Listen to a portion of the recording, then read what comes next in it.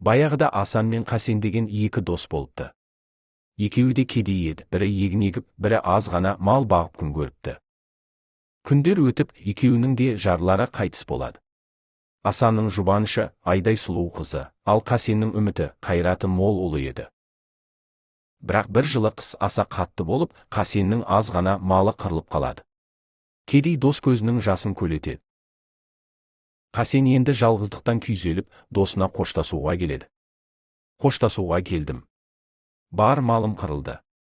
Енді қаңғып кетпеске амал жоқ. Жоқ, досым, екеуміз бірге көреміз өмірдің тауқыметін. Асан мейірімді еді.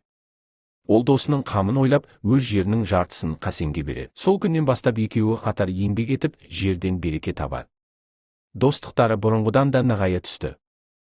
Бір күні Қасен кетпен сілтегенде, жер астынан бірдеңеге тигенін байқайды. Қазса алтын толы қазан. Қуаныштан Қасен досының үйіне сүйінші сұрап жүгіреді. Сүйінші, досым, сенің жеріңнен алтын таптым. Бірақ екеуі де алтынды өзіне алғысы келмеді. Әркім досының пайдасын ойлады. Осылайша адалдықтың үлкен сынағы басталды. Бұл сенің жеріңнің байлығы.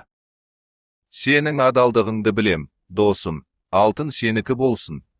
Таласты қоялық, досым, сенің ұлың бар, менің қызым бар. Қоссақ, алтын да, бақта солардікі болсын. Дұрыс айтасың, достым. Балаларымыз бақытты болсын.